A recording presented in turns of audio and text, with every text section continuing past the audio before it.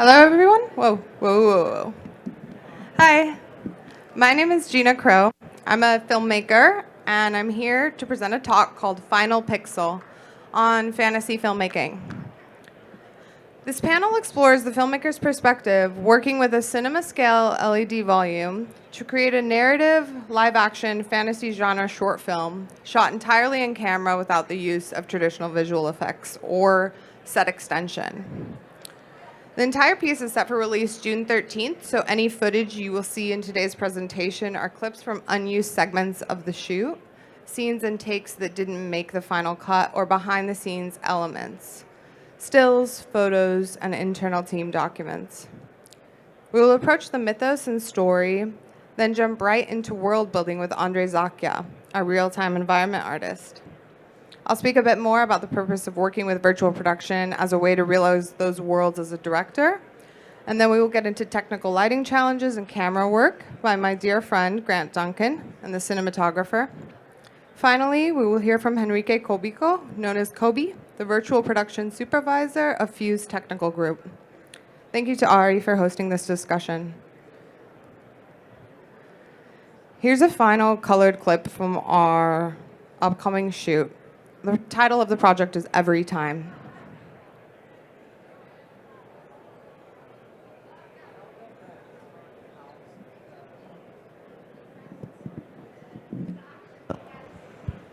The feed's also in the front of the house monitor, which has a little bit more accurate colors and less contrast in the screen.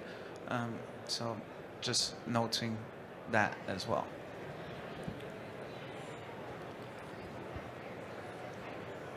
Watching this back, it's hard to imagine we were at one of Fuse's facilities in Los Angeles, California, on an LED volume very similar to this, cinema scale, curved with a ceiling. Today, we will review our overall production process, focusing on pre-production and principal photography. The entire thing was developed with a good friend of mine, Seven Lions. He's an artist with lore, an avid fan of video games. He works in a similar framework, embracing nonlinear narrative as a function of his world. Not only is he a touring performer, but he's truly developed a phantasmatic universe around his music.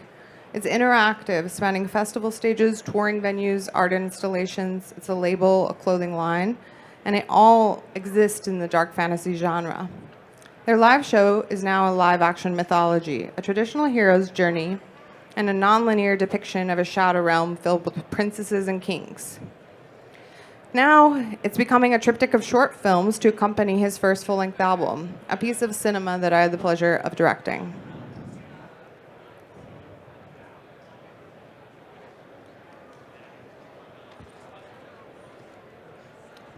The Seven Lions mythos is very extensive. There are branches and pages and worlds and side quests and creatures and kings and gods and children born of the sea.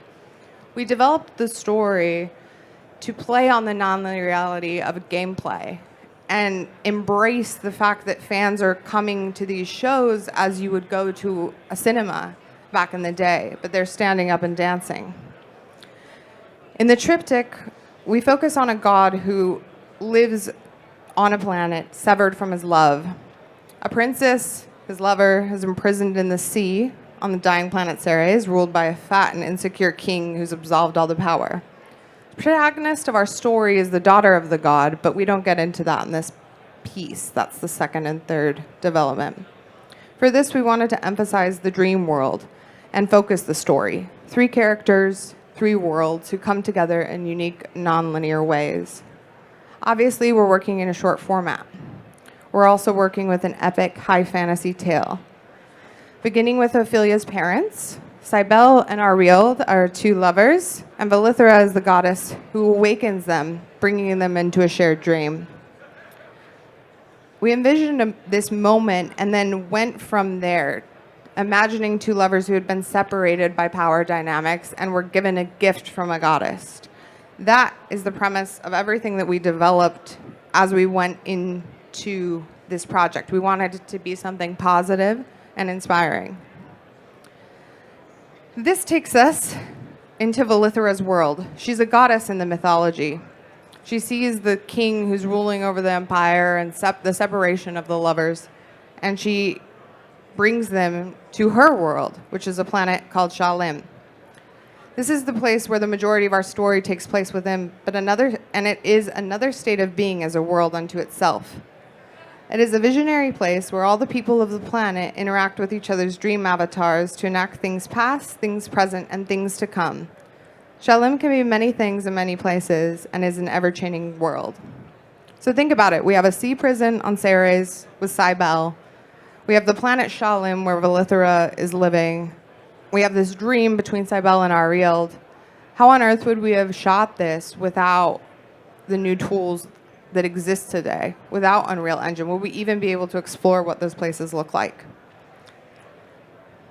I'm happy to introduce Andrei Zakya, our real-time environment artist. It was a pleasure to have him design these worlds in Unreal Engine and tackle the challenge that was Shalim.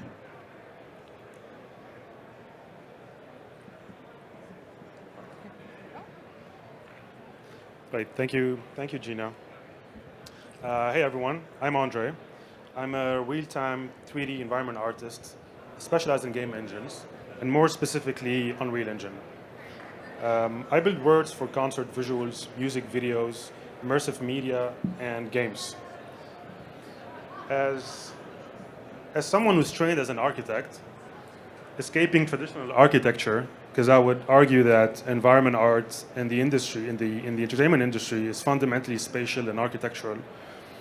There's no better way for me to be involved in imaginary worlds, detached from the boundaries and the limitation of the real world.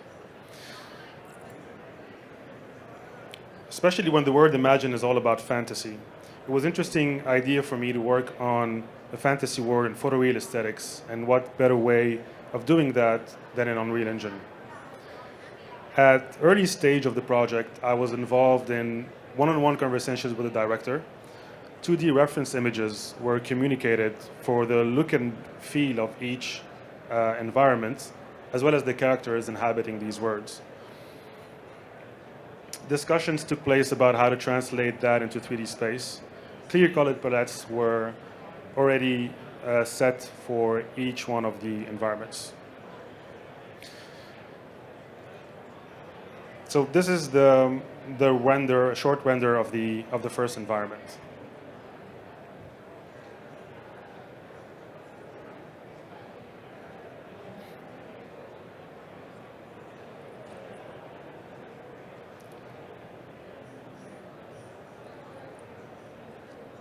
So the main idea of the director was that the character was trapped in a cave-like sea environment.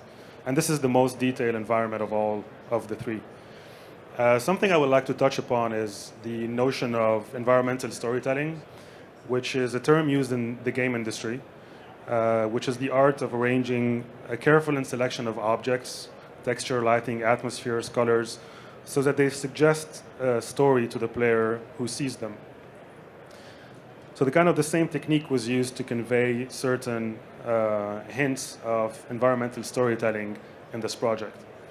For instance, in an environment like this one, a cave with only an opening at the top means that the character is somehow trapped inside, implies some kind of imprisonment.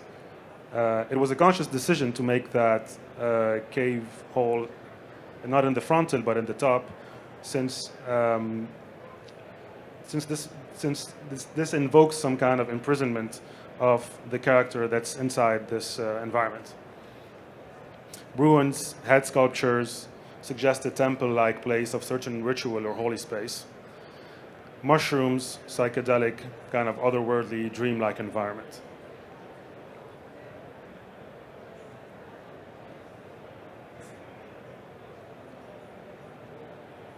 Again, these are some of the shots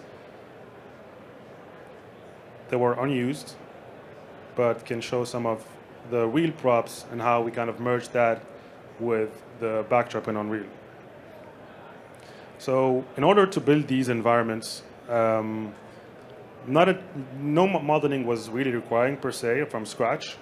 Kit bashing was used, which is a term that I believe was first used by George Lucas to kind of put a set of objects all together to make kind of a detailed whole. Think of like the detailed spaceships, for example, or like the people crab art.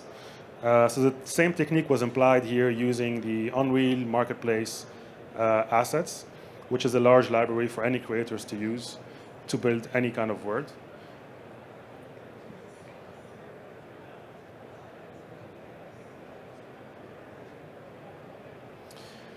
I'm going to jump into the environment, the second environment, which is the Ritual of Dreams. This one was supposed to be the world inhabited by the gods. This environment was putting direct references from Dali Surreal landscape paintings, warm kind of down feel environment was kind of there to contrast the environment with of the sea grotto, the latter one, in terms of color, but also in terms of minimalism, since you can see that this environment is way less detailed than the other one. And since the idea was to have like fast cuts between both of these environments.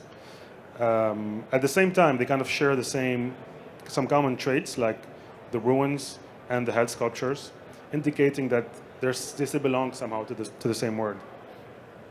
Going back to the idea of environmental storytelling, the planet in the back indicates some kind of alienated landscape, and the vastness of the landscape, also in contrast with the kind of an openness as opposed to the closeness of the cave, is also something that's enhanced the contrast between both spatial and characters.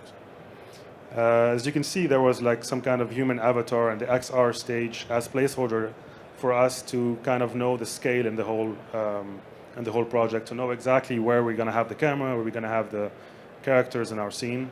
And as you can see here, we had full ability to kind of move certain objects depending on different camera angles that we wanted to use just on set. In that case, we were using the end display. I guess that's something that Kobe would touch upon from the Fuse technical team. As you can see, we had also direct control over the overall lighting and how the shadows kind of affects this world.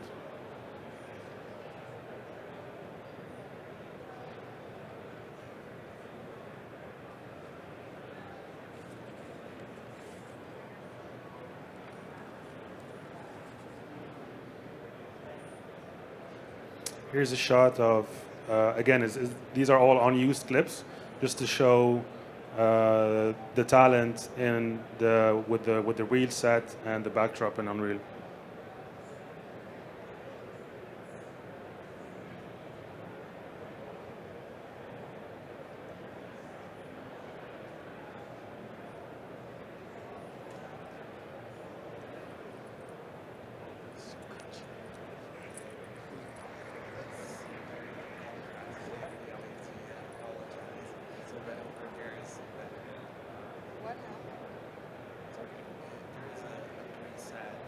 And finally, the last environment, which is the Vase of Shalem. This one is different from the two other environments that we've seen in the sense where there's no defined space. So it's neither a cave or a landscape kind of environment, but it was more of a non-space. These are the couple of references that the director had in visions for this world. And we wanted to give some kind of illusion of infinite labyrinth in the space. Again, this is like the final environment in the whole music video, where the two lovers meet, where they are more kind of about roaming freely in the space, but at the same time they experience it as if they're lost. We also had, you can see it was very minimal in terms of environment components. We only had some kind of fabric, and we had this element of fog that we could also been able to control that in real time on set, to be able to kind of control this depth. And we also had the technical challenge in this case using different lenses on set. When like a wide versus a tight camera. So we developed this shader where we expose certain parameters for the UV tiling, for example, as well as to give us control on set to control that. You'd see like how whenever I zoom out, how it looks. And we could also control the wind strength of this fabric. Here's how it actually looks.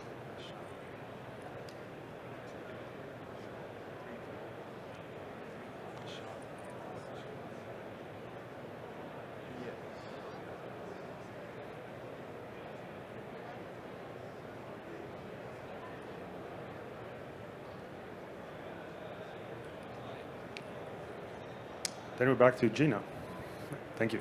Thank you, Andre. That was wonderful. And again, for more accurate color profiling, please refer to the monitors on either side of the stage. All right, so once the worlds were designed, we picked back up in physical reality and in production. Obviously, working in virtual production space, the one thing that must be avoided at all costs is revealing the seam of the world between the LED wall and the practical set. That process for all three worlds was a wonderful learning experience for our crew of traditional filmmakers who were completely new to the process of working with this technology. Coming from a background in both music and production design, virtual production felt like a natural place for me to step in as a director. I've always used technology in my work as an artist. The interplay between technology and the creative arts will eventually result in completely new forms of expression in media. This innovation will come from people who are able to link beauty to engineering, humanity to technology, and poetry to processors. So why not link a game engine to modern dance? We're in a safe space to begin exploring those layers of reality, to start asking what they are doing to our psyches, to our desires, to our interests, and our humanity. I started my career in a camera rental house with no air conditioning in Glendale, California in the sound department when I was 22 years old. That same building would change hands over the years and eventually become the headquarters of Fuse Technical Group. Learning from the gear itself, seeing what all those massive cases held within felt like magic. You have to have a big toolbox to make big things. It was fantastic watching the talent come alive when they stepped on the set. They were getting into these insane, fantastical costumes, hours in hair and makeup, and usually to shoot something like this, they'd be glowing green and having to put themselves in a place that doesn't feel anything like our actual reality, which is a huge challenge as both director and talent to go to that place. Working with this tech, we don't have to go to that place. It's there and present and made real. Cinema is a tool for storytelling, and storytelling is a tool for empathy and learning. Individual experience bound by both space and time is not natively transferable. The inherent signal loss caused by this property of experience forces storytellers to lean on a small set of dramatic events which are known to elicit the intended audience reaction. As a storyteller working with a visual medium, virtual production and extended reality grant us godlike mastery of space and decouple us from time. Not only is this practically and technically advantageous, but it expands the empathetic toolkit available to us that helps us translate those stories and our emotions from the script to the production to the image to the screen, then to you.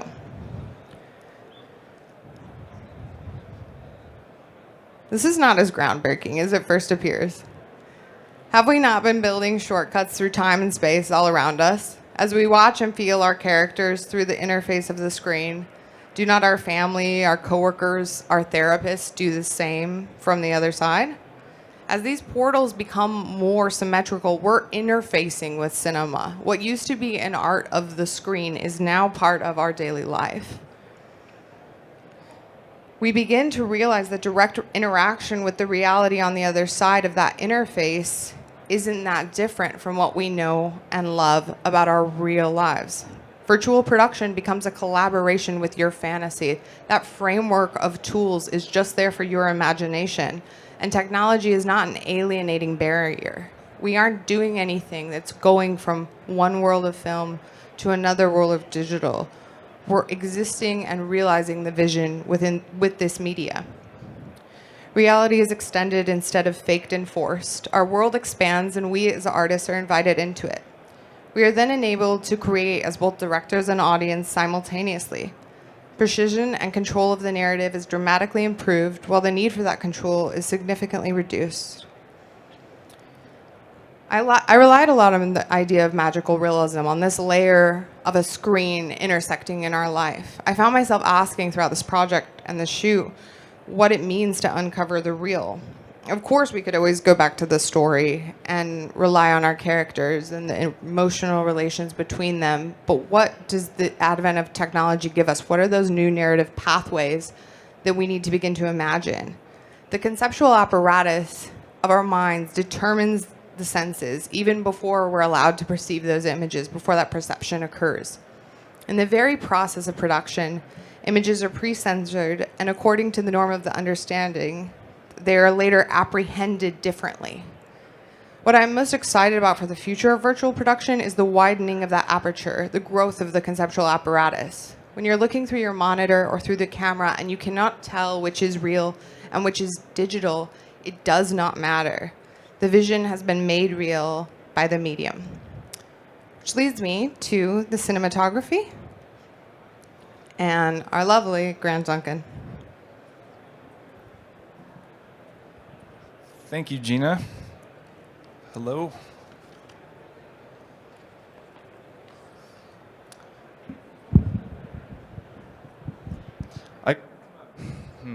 Hello. Traditional practical filmmaking background, and being able to use this state-of-the-art image capturing technology was an experience, a learning experience, but a good one.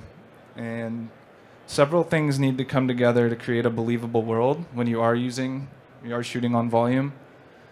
You have to build upon the created environment, first of all, and the importance of how that environment works with the seam of your practical set and the volume is crucial. There's a moment in the sea grotto scene where it's in the actual video, I don't have an example of it, but the way that Andre designed his environment was there was a shimmering pool of water that was only visible if you come up at a higher angle. And using that with our practical set, when we did boom up, it created the illusion that the physical set was actually just an elevated dry spot of dirt surrounded by this pool in the grotto. So keeping things like that in mind when you are designing it, you are working with, it's a right angle between the floor and the wall, and obviously you dress it up as much as you can with art, but there still is that discrepancy, and you need to have intentional design to be able to sell that seam. Yeah, so we were going for a magical realism look. Oh, the camera. I could skip that. The camera. We chose to shoot large format on a Alexa Mini LF. Large format just felt appropriate for the fantastical story we set to tell, but not only did the camera separate our characters from our world, it gave us a bit more forgiveness when it came to working with the volume. You want to never want to focus on the wall, you get more and large format allowed us to take advantage of the depth of longer focal lengths while maintaining a slightly wider field of view. I'm sure you're all aware of what that does. I think but we wanted a shallow depth of field as much as possible. We chose to shoot on vintage lenses, much to some discrepancy in recommendation, but when we were testing for the show, all the modern glass felt a bit too perfect and clinical for the dream world we were trying to create. Shot on vintage Canon SK lenses, which are rehoused stills lenses from the 1960s, a rangefinder. And those small imperfections of the vintage glass really helped to heighten our look. I also used a mix of filtration on something different for each scene. This moment is the climax of the narrative when the two lovers come together. I did the old Vaseline trick on a clear filter and vignetted it around to spread light while still leaving a sharp plane of focus in the middle for their connection. and I believe a pearlescent quarter. But it was interesting to see what these diffusion filters did with the volume as well. It almost kind of smeared the pixels together, and it really sold well. Yeah. But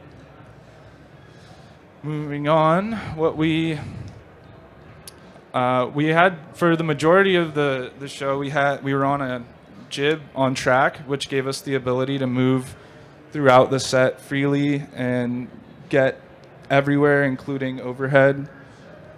This really helped us for the first two setups where there was physical set pieces, and it let us push past those without disrupting them or having to lay dolly track in it.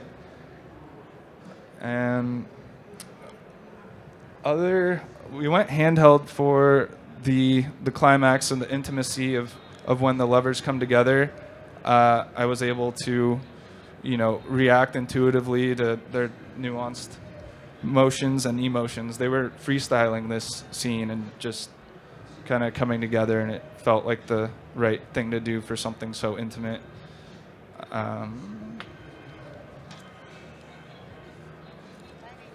Okay, yes, the technical approach. So working with Kobe was amazing. I'll let him talk a little bit more about this, but he's just a genius when it comes to color matching things. I set the wall to be at a subtle ambient level, not to give us too much push. This technology is RGB, so you do get a spike in your red, green, and your blue, which works for parts of the set and metallic things, but it creates a very unflattering sort of red blotchy look on skin. So you do still need traditional film lighting like they have here. I needed to recreate hard light coming from the opening of the cavern in the sea grotto scene, this one specifically. Wow, that's crunchy. Yeah, and that one's flat. No, so we had movers. Yeah. I had a few clay packies up on the truss that we could move around and create this mixed color temperature hard light look. I had a sky panel too, just as like a general ambient backlight, and then we filled from 3/4 frontal on either side, and it helped us match our environment. But yes, you do want full color spectrum lighting when you are keying humans and skin. This one, we had an interesting challenge because the world, the 3D environment has this otherworldly, somewhat cyan hue to the earth of it, the texture of the land, and we only had brown dirt, earth dirt on our set, dirt skins. So we did need to utilize the volume a bit more, and we tuned the 5mm ceiling panel to this cyan hue to match the foreground and the background, and mixed bits of hard light, or warm light throughout the set as well. You can see these are, again, unused clips that didn't make the cut. Additionally, like this set was crazy. We didn't have enough dirt skins to have a completely blue floor. We had the same floor extended throughout this space. It was similar dimensions to this stage, all brown, the color of the cavern. We had time to build that. That was amazing. But the challenge on the day was to go from our brown set to this set within a 12-hour shooting day. It's a lot. And between light and color in Unreal, we were able to fix that in less than 40 minutes. Yeah. Change worlds with light and color. It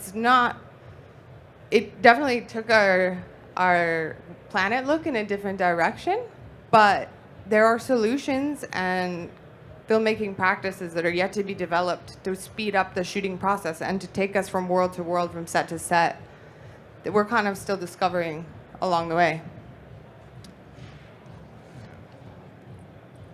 That's why we have this arching teal look in our final color, it was a practical solution to save time and to shoot an otherworldly place. In a lot of fantasy films, you see goddess characters and they have blue skin tones. It's a very traditional look for a character. To extend that to her world, to really immerse her there, sold it even more. It was insane to be on that set. It was so teal This one, everywhere. This was pretty interesting too because it is a more barren set. There's not as much, we're in a desert, so the seam, So crunchy. you can tell when you see it, but it really does hide itself with that color matched and, the bits of stone we placed. So It's very hard to look at these slides on the crunch. There's a LUT or something on the screen right now, so please, again, refer to the small monitors. Let's go to our third lighting look. Okay, yeah. So for the veil scene, when the lovers find each other, the environment was a space that felt infinite and lifeless, other than them moving through it and eventually coming together. We just added highlight points against the fabric that had beautiful soft fall off onto them and let certain things fall into shadow to match what the 3D world looked like. And I think you could have seen on one of the earlier shots they played from it, but this is definitely an example of when the talent interacts with the practical foreground elements, it really helps fool the eye and not, it looks infinite and as one with the wall. So yeah, I think you can see here, it's like having something that really does look like what the environment is, that's physically there, that they can use the space and feel and find their own way through. It really does fool your eye. Looks infinite.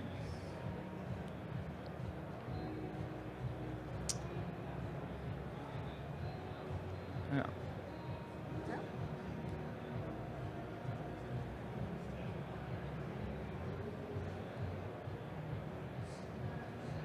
This environment in general was a lot of fun to shoot, to take an idea of abstraction and kind of some of the theory I was mentioning earlier and play with what that means emotionally. If we remove our characters from the traditional ground or the sense of gravity, like all of those tools that we use in larger productions, we tried to do with environment design with the Veils of Shalom.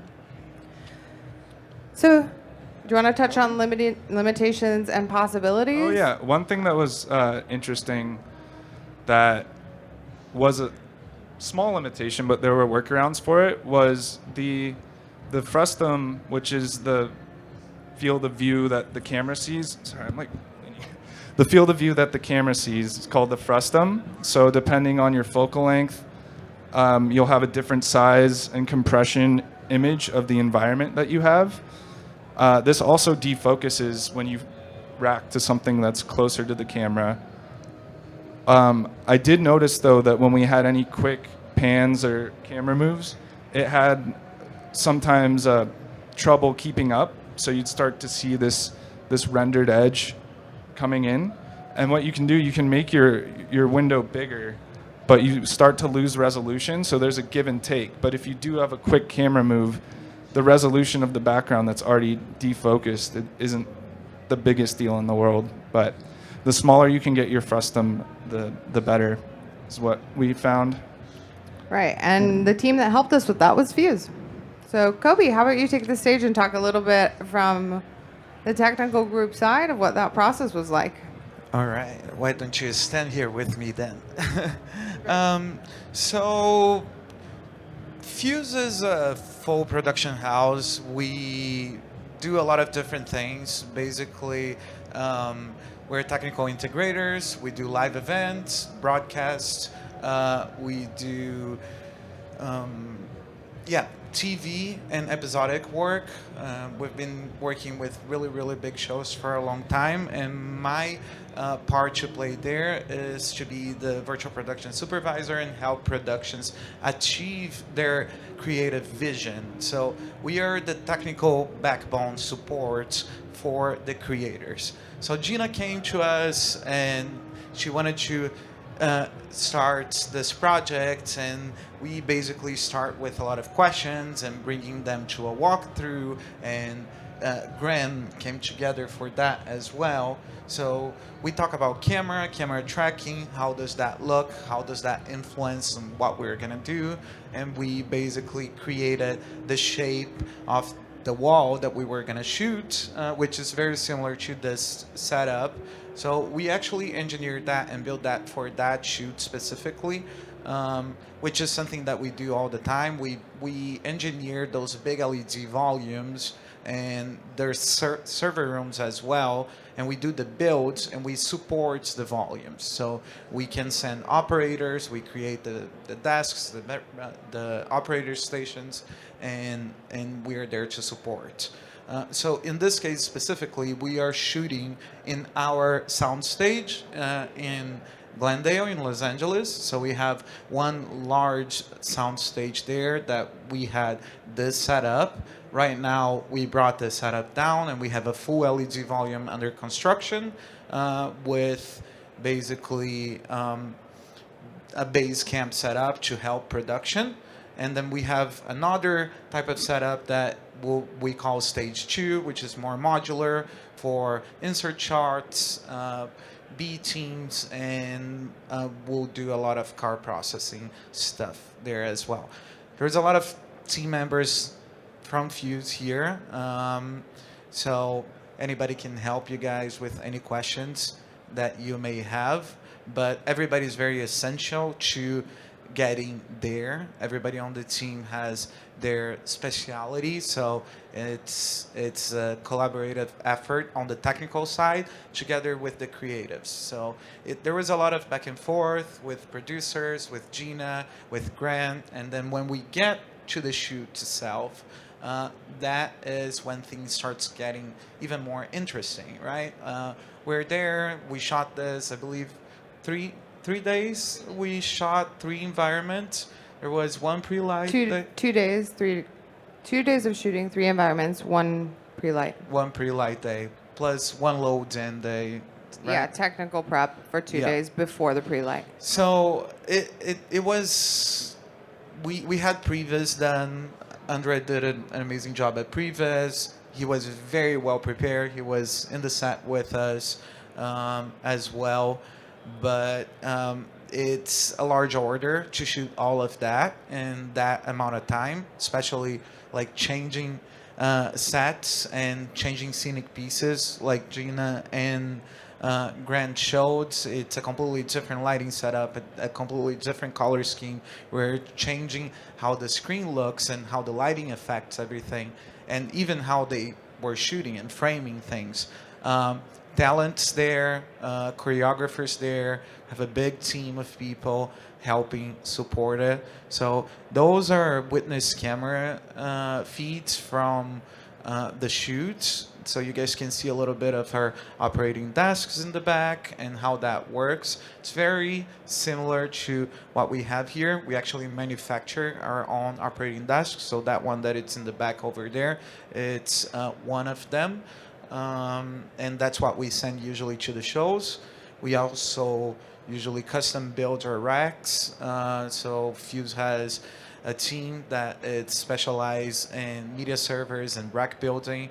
The rack that it's running this volume right now is in the back to the corner. So if anybody has any questions, I'm sure one of the engineers that are here can take you there and answer you any of those questions. And I guess that's it. I don't know. Do you have anything else that you think I should add? Or? No, it's wonderful working with Fuse. I definitely think without those technical tools, we wouldn't have been able to pull off the shoot that we did. We wouldn't have conveyed the narrative worlds, the 3 different characters all intersecting. It was a life-changing experience in terms of what I do when I'm writing and directing now and what I envision and where we can go. It changes the options for the story. Yeah, I think it's very magical once people get on the set and they see what the tech can do.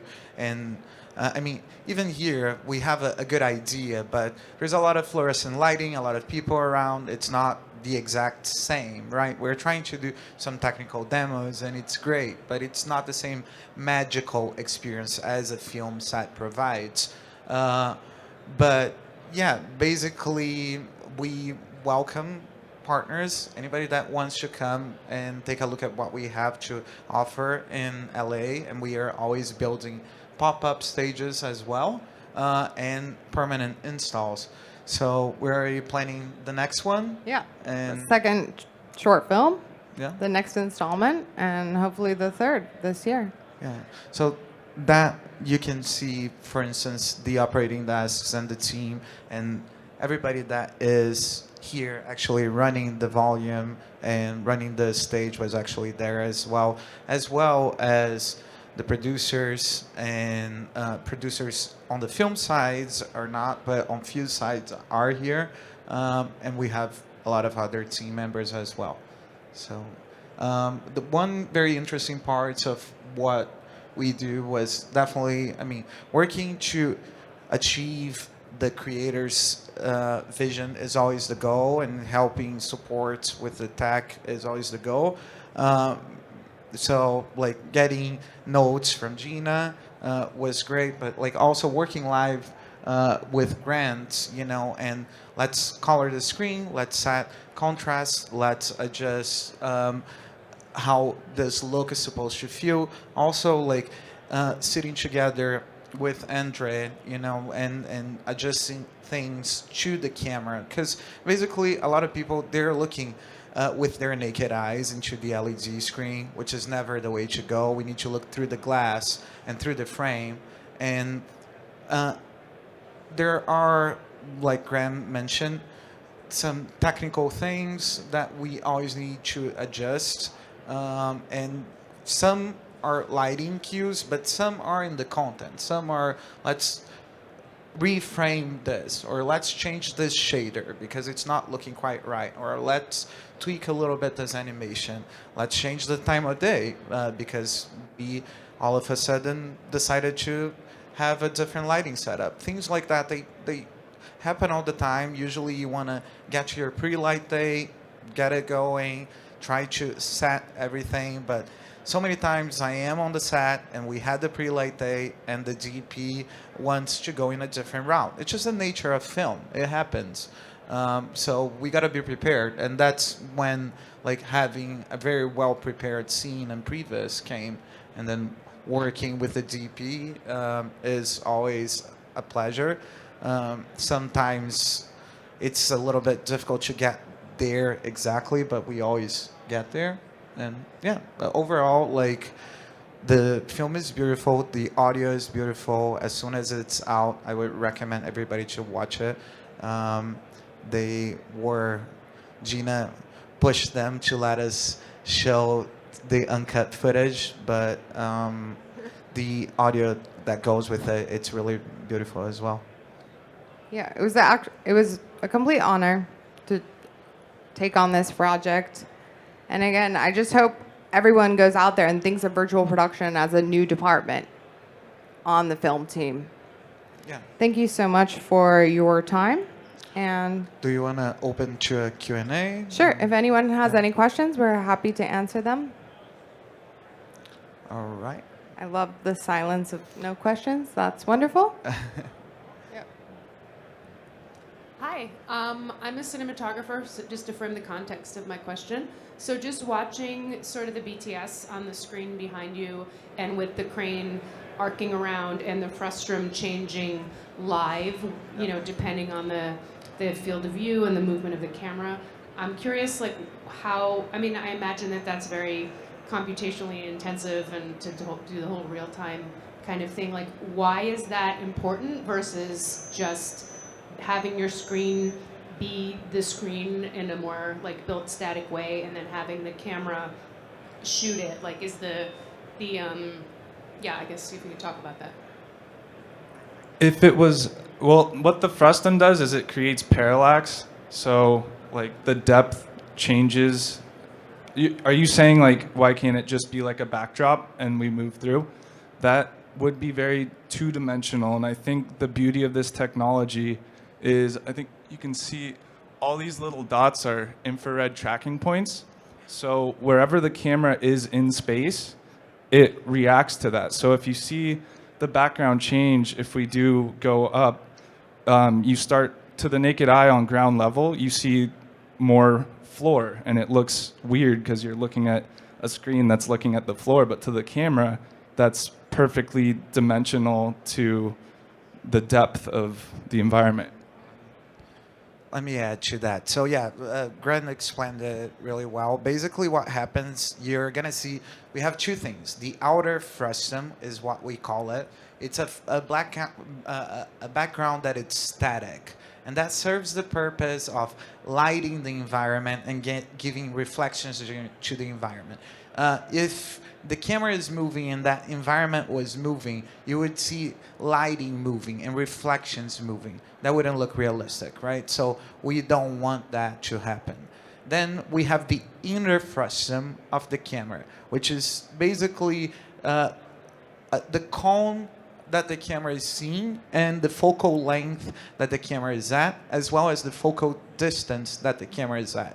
So as you focus and defocus and you change your focal distance, that box in the middle will change with it, because focus is created in the lens until it hits the wall, but you need to keep going with focus.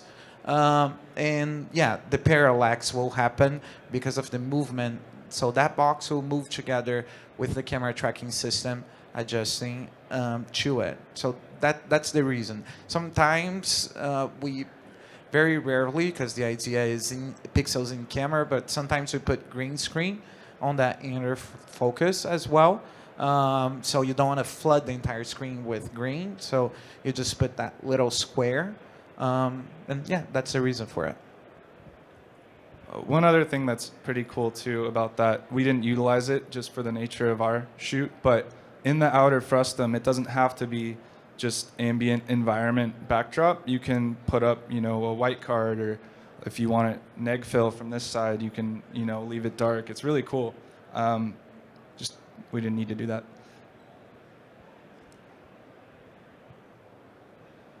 Could you go over the technical specs of the computers that you used to render that whole scene? Yeah, I don't remember exactly out of the top of my mind, but it was probably rendered in two nodes that were I believe, two dual A6000 GPUs on each. Each GPU, one is rendering the outer frustum and one is rendering the inner frustum for that specific viewport. So basically that's it. Basically similar to this wall, we have one machine rendering half of it, the other rendering the other half, and another one rendering the ceiling. Other than the GPU, I don't quite remember everything else. And then remember that it's just not those computers. There is a lot of other systems interconnected. Everything needs to be synced and gen locked. You also have the operator machines that need to be synced together with the render nodes, because basically you're operating live. So if I want to make a change live and I want it to go to the wall, everything needs to be in the same multi-user session. And yeah, in the same frame rates and the same gen lock. We usually ask production what is the frame rate that they're going to shoot.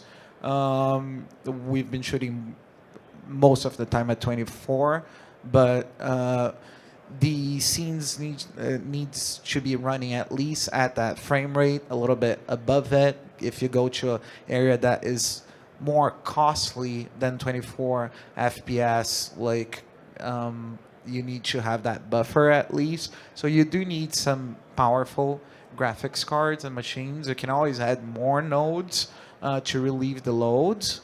But yeah, does that answer you more or less?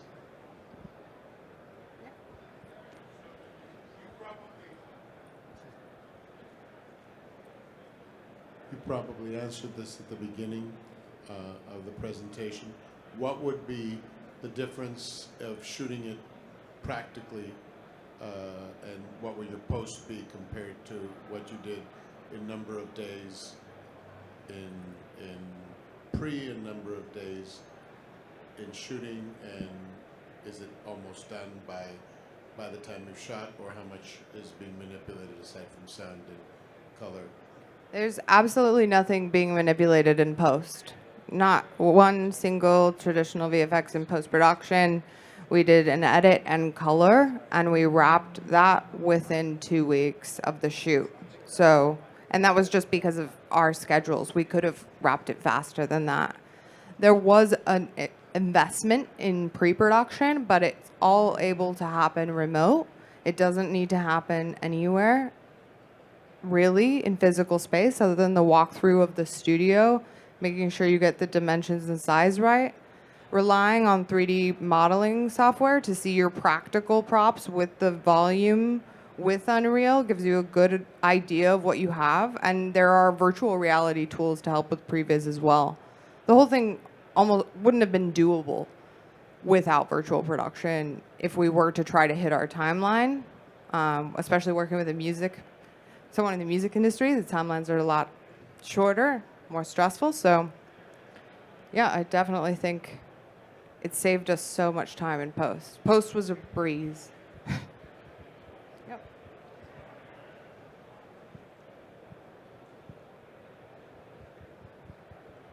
Any more questions? I think that's about time.